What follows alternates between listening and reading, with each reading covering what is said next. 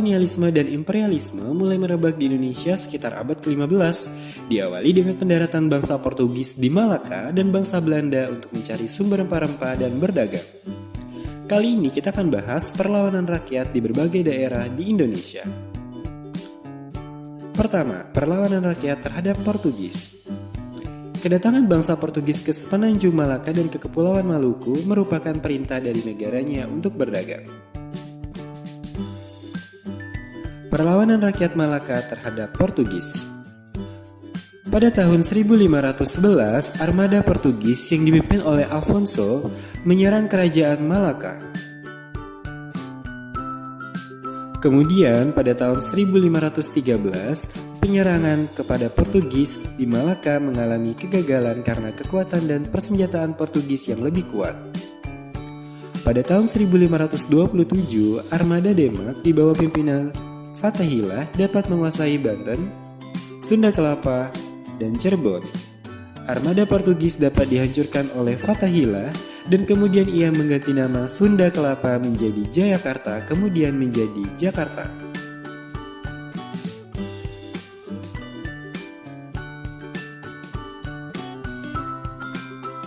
Selanjutnya, perlawanan rakyat Aceh terhadap Portugis. Sultan Aceh Ali Muhammad Shah menganggap bahwa orang Portugis merupakan saingan dalam bidang politik, ekonomi, dan penyebaran agama.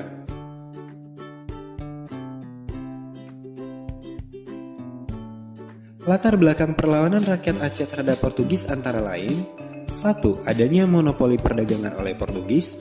2. Pelarangan terhadap orang-orang Aceh untuk berdagang dan berlayar ke Laut Merah. 3. Penangkapan kapal-kapal Aceh oleh Portugis. Sejak Kesultanan Aceh diperintah oleh Sultan Iskandar Muda, perjuangan mengusir Portugis mencapai puncaknya.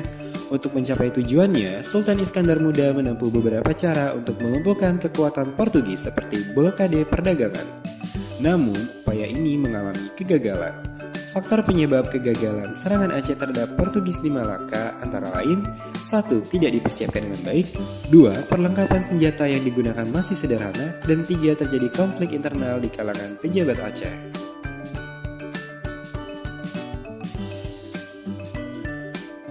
Selanjutnya, perlawanan rakyat Maluku terhadap Portugis. Pada tahun 1533, Sultan Ternate menyuruhkan kepada seluruh rakyat Maluku untuk mengusir Portugis di Maluku. Kemudian, pada tahun 1570, rakyat Ternate yang dipimpin oleh Sultan Hairun dapat kembali melakukan perlawanan terhadap bangsa Portugis, namun dapat diperdaya oleh Portugis hingga akhirnya ia tewas terbunuh di dalam benteng Dorstede. Selanjutnya, pada tahun 1574, perlawanan dipimpin oleh Sultan Baabullah. Portugis diusir yang kemudian bermukim di Pulau Timor. Selanjutnya, perlawanan rakyat terhadap VOC.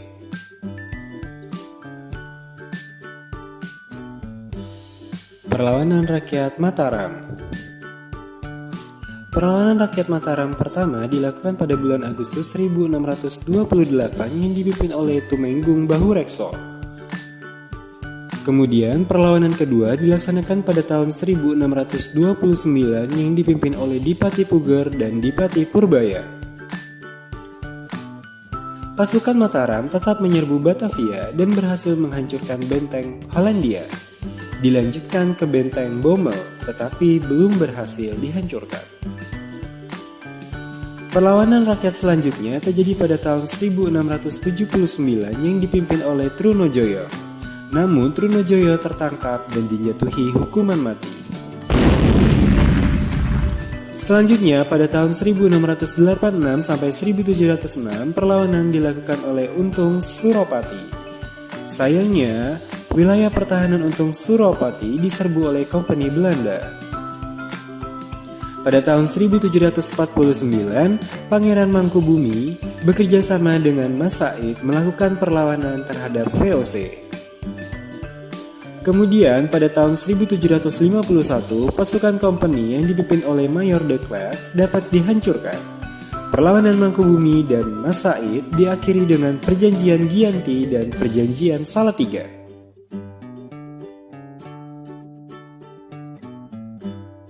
Selanjutnya, perlawanan rakyat Banten.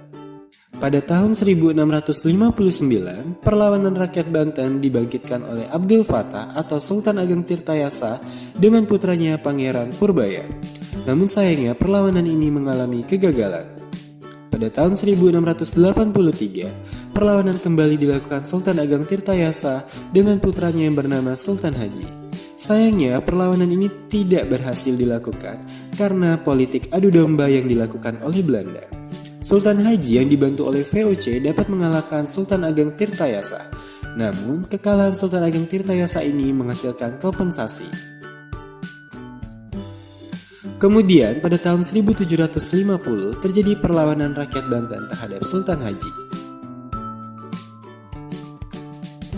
Selanjutnya, perlawanan rakyat Makassar. Perlawanan terhadap kolonialisme Belanda dilakukan oleh Kerajaan Goa dan Kerajaan Talo yang kemudian bergabung menjadi Kerajaan Makassar. Kerajaan ini mencapai puncak kejayaan pada masa Sultan Hasanuddin. Pertempuran pertama terjadi pada tahun 1633. Pada tahun 1654, VOC berusaha menghalang-halangi pedagang yang akan masuk maupun keluar pelabuhan Makassar. Namun, usaha ini mengalami kegagalan. Pada tahun 1667, Sultan Hasanuddin terdesak dan dipaksa untuk menandatangani perjanjian di desa Bongaya. Faktor penyebab kegagalan rakyat Makassar adalah keberhasilan politik adu domba Belanda terhadap Sultan Hasanuddin dan Arupalaka membantu Trunojoyo dan rakyat Banten setiap melakukan perlawanan terhadap VOC. Selanjutnya, perlawanan rakyat Maluku. Perlawanan di Ternate. Perlawanan di Ternate terhadap VOC pertama kali dilakukan pada tahun 1635 yang dipimpin oleh kakek Ali. Pada tahun 1646 kembali terjadi perlawanan yang dipimpin oleh Teluka Besi. Kemudian pada tahun 1650, rakyat Ternate kembali melakukan perlawanan dipimpin oleh Saidi dan mengalami kegagalan. Perlawanan di Tidore. Perlawanan di Tidore dipimpin oleh Kaijelnuku atau Sultan Nuku.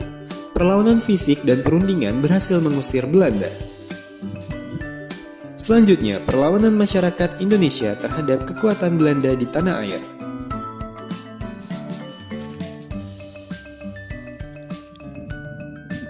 Pertama, di daerah Maluku. Terjadi pada tahun 1817. Tokoh perlawanan adalah Kapiten Patimura. Penyebab terjadinya perlawanan adalah perlakuan kasar Belanda terhadap rakyat Maluku, di mana hasil perlawanan Kapiten Patimura dihukum mati. Selanjutnya di Sumatera Barat. Terjadi pada tahun 1821 sampai 1838 yang dipimpin oleh Tuanku Imam Bonjol. Penyebab perlawanan adalah ikut campurnya Belanda mendukung kaum adat dalam gerakan Padri, dan hasil perlawanan Tuanku Imam Bonjol ditawan Belanda. Selanjutnya di daerah Mataram. Terjadi pada tahun 1825 sampai 1830 yang dipimpin oleh Pangeran Diponegoro. Penyebab perlawanan adalah mengecilnya kekuasaan Raja Mataram, mengecilnya penghasilan bangsawan, rakyat yang tertindas karena sikap Belanda dan tidak hormatnya Belanda terhadap leluhur Pangeran Diponegoro. Hasil perlawanan, Pangeran Diponegoro ditangkap dan diasingkan ke kota Manado. Selanjutnya di daerah Aceh. Terjadi pada tahun 1873 sampai 1906 yang dilakukan oleh Teku Umar, Panglima Polim, dan Cut Nyadin.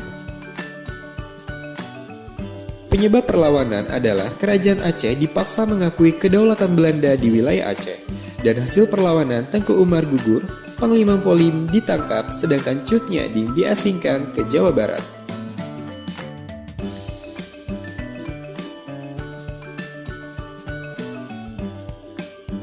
Selanjutnya, perlawanan di Sulawesi Selatan. Terjadi pada tahun 1824 sampai 1825 yang dipimpin oleh Sultan Bone. Penyebab perlawanan adalah Belanda ingin memperbaharui perjanjian Bongaya agar Belanda menguasai seluruh wilayah Sulawesi. Hasil perlawanan, Bone dikuasai oleh Belanda. Kemudian di daerah Banjar, terjadi pada tahun 1859 sampai 1905 yang dilakukan oleh Pangeran Antasari dan Pangeran Hidayat. Penyebab perlawanan adalah campur tangan Belanda terhadap pengangkatan raja di kerajaan Banjarmasin. Hasil perlawanan, Pangeran Antasari gugur sementara Pangeran Hidayat ditangkap oleh Belanda. Selanjutnya, di daerah Bali, terjadi pada tahun 1846 sampai 1849 yang dipimpin oleh I Gusti Ketut Jelantik. Penyebab perlawanan adalah Belanda menyerang Bali karena kapal Belanda ditahan oleh kerajaan Bali atas dasar hak tawan karang. Hasilnya, Bali ditaklukkan Belanda dalam Perang Puputan. Selanjutnya di daerah Tapanuli, terjadi pada tahun 1878 sampai 1907 yang dilakukan oleh Sisingamangaraja ke-12. Penyebab perlawanan adalah Belanda ingin menguasai daerah Tapanuli. Dan hasil perlawanan Sisingamangaraja ke-12 gugur. Baiklah anak-anakku sekalian, selamat pagi. Kita bertemu kembali pada pembelajaran jarak jauh ini, dan kita tetap bersyukur kepada Tuhan Yang Maha Kuasa masih diberi kesehatan kepada kita semua, diberi kesempatan untuk melakukan aktivitas kita dalam proses pembelajaran jarak jauh ini.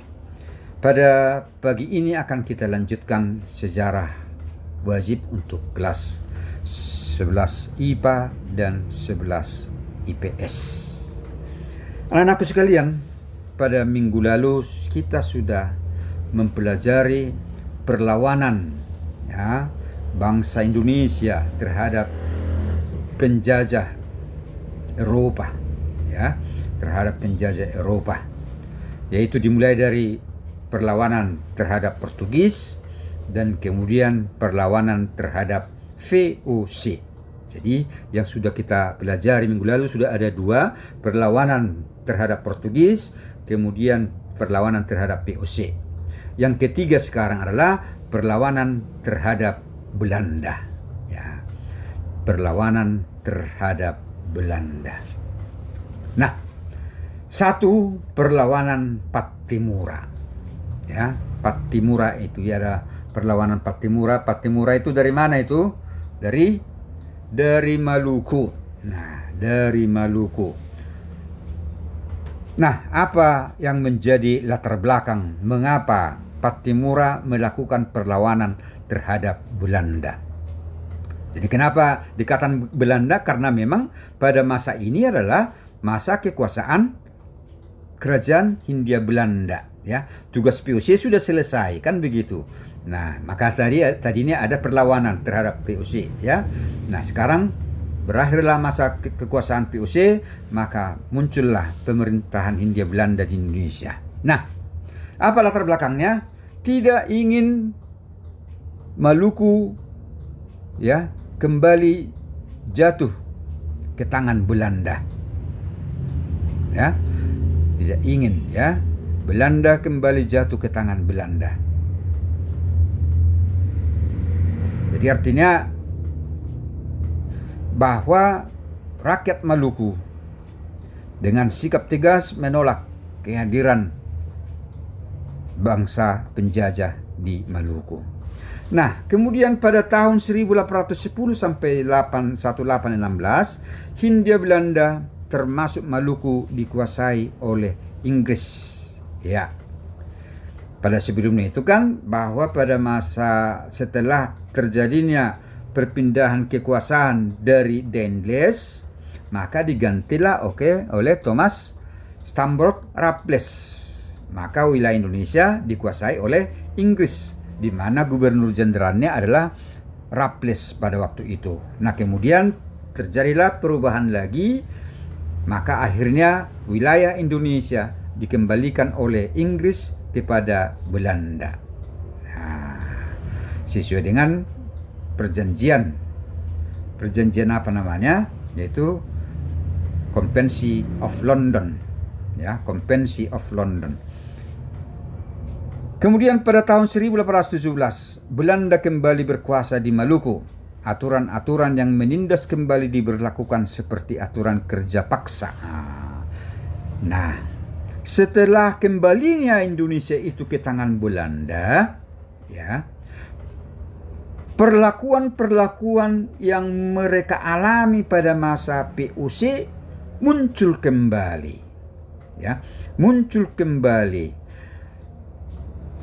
aturan-aturan yang menindas, ya, rakyat Maluku, seperti aturan kerja paksa dan monopoli perdagangan cengkeh. Inilah latar belakangnya. Latar belakang mengapa terjadi perlawanan Maluku. Nah, pada masa itu Pattimura berhasil merebut Benteng Durstede dan Benteng Daverdik. Itulah benteng-benteng pertahanan milik Belanda. Begitu gigih perlawanan yang dilakukan oleh Pattimura, ya, sehingga pada masa itu Belanda harus kerja keras untuk menghadapi Pattimura untuk kembali menguasai Maluku. Namun walaupun demikian, Pattimura pun akhirnya ditangkap dan dijatuhi hukuman mati pada tahun 1817. Banyak anak-anak buahnya yang ditangkap, ya, tangkap dan dihukum sampai dihukum mati. Begitulah perlawanan Pattimura terhadap Belanda. Nah, yang kedua, kita masuk kepada perlawanan Pangeran Diponegoro. Apa yang menjadi latar belakangnya? Pertama, campur tangan pemerintah kolonial Belanda terhadap urusan pemerintahan Kesultanan Yogyakarta. Nah, dalam hal ini Belanda ikut campur tangan, ya, tentang masalah-masalah intern Kesultanan Yogyakarta. Nah, kemudian para pejabat kesultanan itu diperlakukan sebagai bawahan pemerintah kolonial Belanda. Artinya kekuasaan mereka itu sudah tidak diakui oleh Belanda lagi sebagai penguasa pribumi. Dan kemudian ketiga, penetapan berbagai pajak oleh pemerintah kolonial Belanda, ya, terhadap Kesultanan Yogyakarta yang membuat rakyatnya menderita. Dan ketiga, pemasangan patok-patok batas pembangunan jalan yang melewati tanah leluhur Pangeran Diponegoro. Inilah latar belakang mengapa Pangeran Diponegoro melakukan perlawanan terhadap pemerintah Hindia Belanda.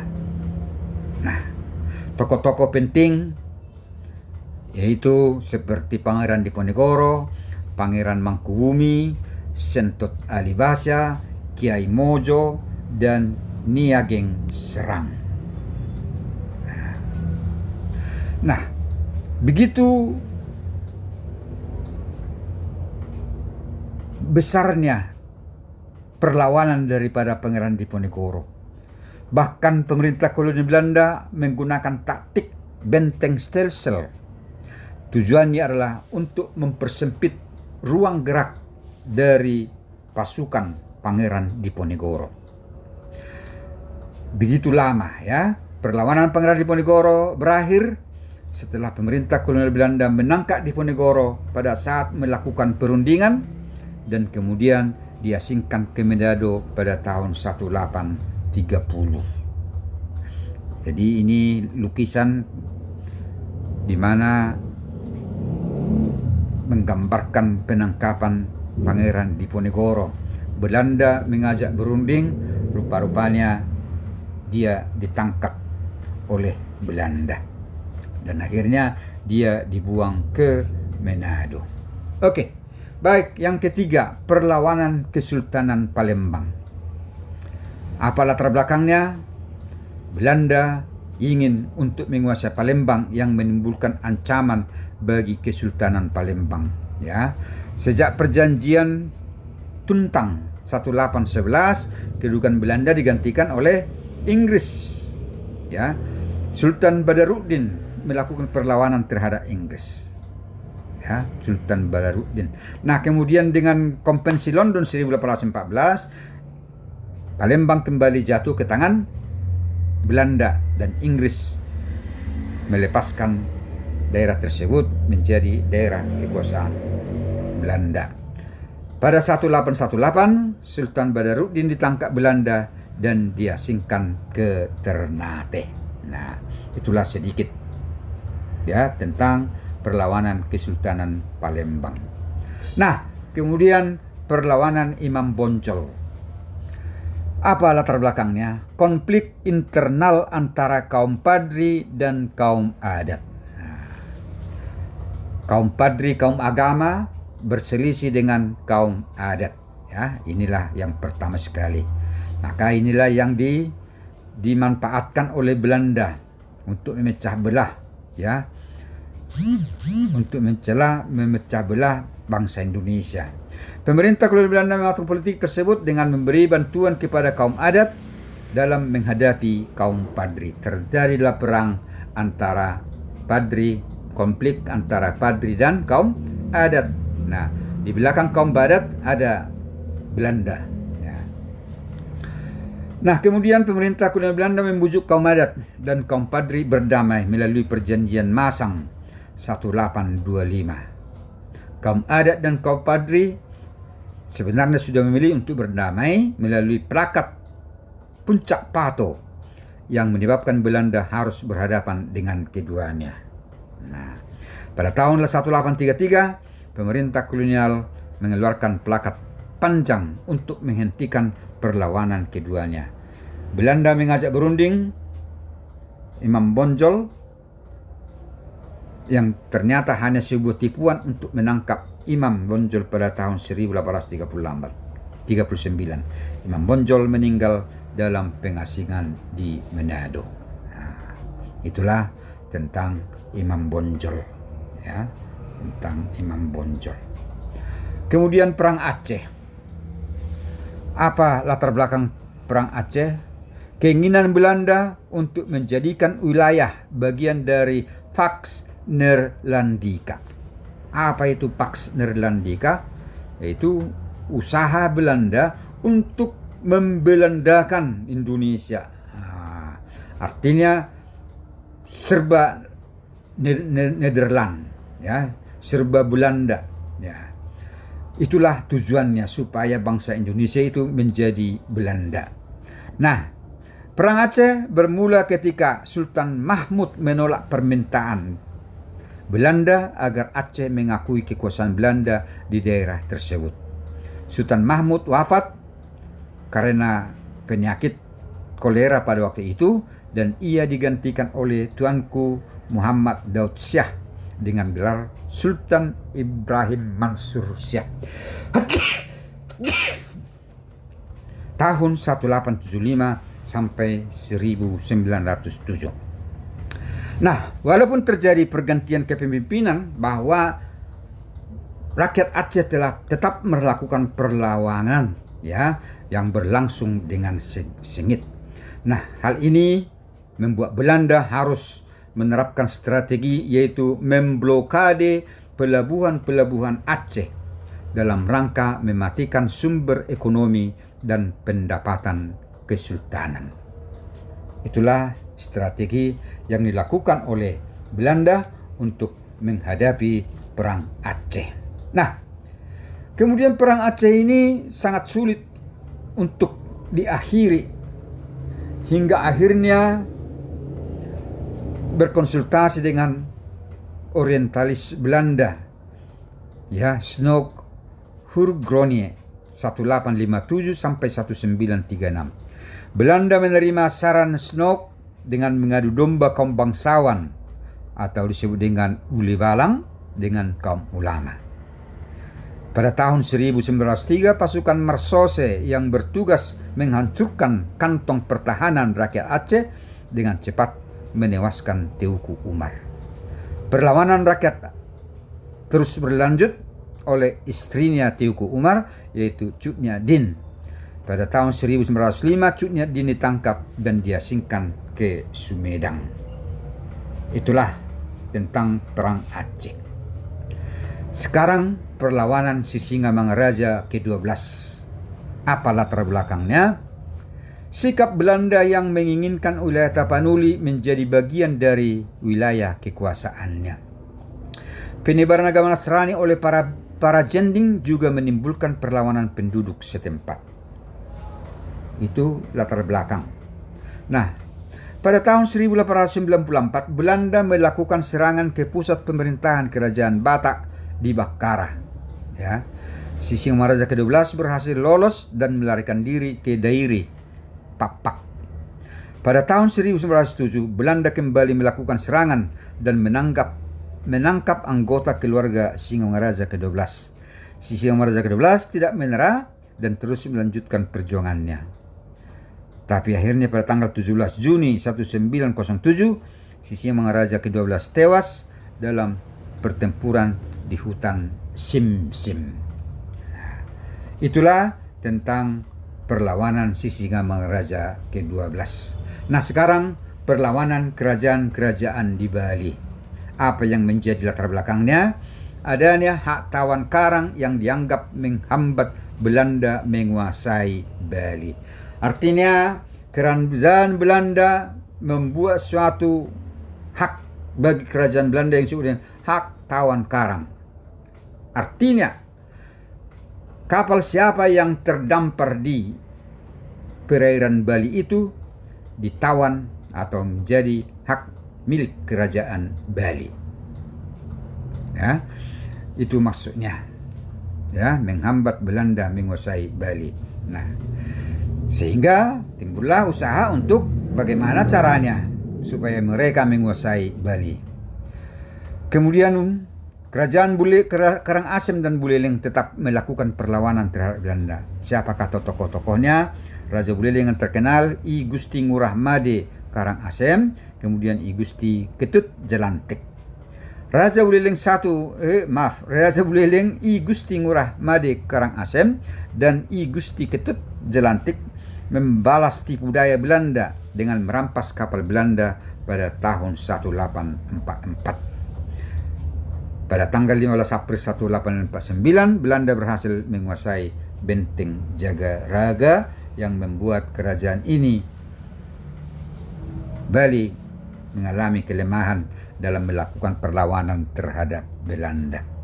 Kemudian perlawanan Kesultanan Banjar, itu di Kalimantan, ya. Banjar. Apa akibatnya? Apa latar belakangnya? Latar belakangnya adalah adanya monopoli perdagangan Belanda di Kalimantan yang sangat merugikan pedagang pribumi. Beban pajak dan kewajiban roli terhadap rakyat yang memberatkan, intervensi Belanda terhadap urusan internal kerajaan Banjar, keinginan Belanda menguasai Kalimantan yang kaya akan hasil tambang. Nah, sudah itulah pada umumnya, bukan? Kemudian tokoh-tokohnya Pangeran Antasari atau Panembahan Amiruddin Kalifatullah Mukminin, ya. Kemudian Pangeran Hidayatullah. Pangeran Hidayatullah ditangkap dan diasingkan ke Bogor pada 1862. Pada tanggal 28 April 1962 terjadi 1862 ya, bukan 1962. Terjadi pertempuran Pangrangon yang dianggap sebagai awal perang Banjarmasin. Pada tahun 1862 Pangeran Antasari wafat karena sakit yang dideritanya. Nah, itulah tentang perlawanan bangsa Indonesia terhadap Belanda. Sekarang mari kita lihat bagian keempat. Dampak penjajahan bangsa Eropa. Dampak penjajahan bangsa Eropa. Nah, sekarang mari kita lihat beberapa pengaruh atau dampak kolonialisme bangsa Eropa itu. Pertama, dalam bidang politik. Ya. Jabatan pemerintah pusat dipegang oleh bangsa Eropa, sedangkan bangsa pribumi hanya dapat menempati jabatan-jabatan kecil.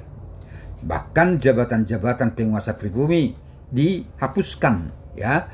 Raja dianggap menjadi, atau keturunan-keturunan bangsawan diangkat menjadi pegawai-pegawai Belanda. Itulah contohnya, ya. Raja tidak punya kuasa lagi karena sudah diangkat menjadi pegawai Belanda dengan menempati jabatan-jabatan kecil.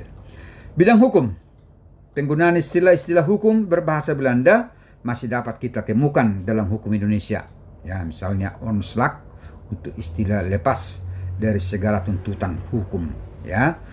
Nah, boleh dilihat, ya. Jadi coba dicari si Google, ya.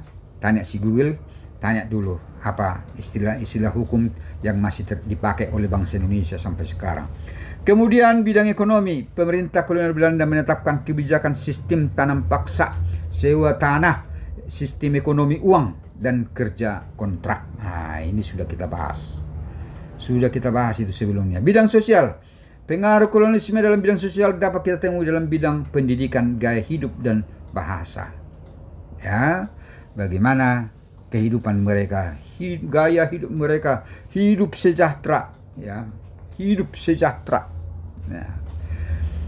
Hingga saat ini penggunaan kosakata Belanda atau Portugis ada diserap dalam bahasa Indonesia seperti bahasa Belanda bekleding, bengkel, dan bahasa Portugis manteiga atau mentega, dan masih banyak contoh-contoh lainnya. Nah, bidang budaya, dalam bidang arsitektur terdapat gaya arsitektur Indis, yakni bangunan dengan perpaduan gaya asli Indonesia dan kolonial Belanda. Begitulah anak-anakku sekalian, materi kita hari ini, yaitu perlawanan bangsa Indonesia terhadap Belanda dan apa dampak penjajahan bangsa Belanda itu terhadap bangsa Indonesia. Demikianlah anak-anakku sekalian, tetaplah fokus, tetap semangat, jaga kesehatan, tetap tinggal di rumah, stay at home, kemudian istirahat yang cukup, makanan yang bergizi, kemudian mari kita tetap selalu berdoa supaya kiranya COVID-19 ini secepatnya berakhir, sehingga kita bisa belajar bersama-sama di kelas sebagaimana mestinya. Terima kasih kepada anakku sekalian. Selamat belajar. Tuhan memberkati kita semua. Demikian pembahasan kali ini. Jangan lupa like dan subscribe biar nggak ketinggalan video selanjutnya.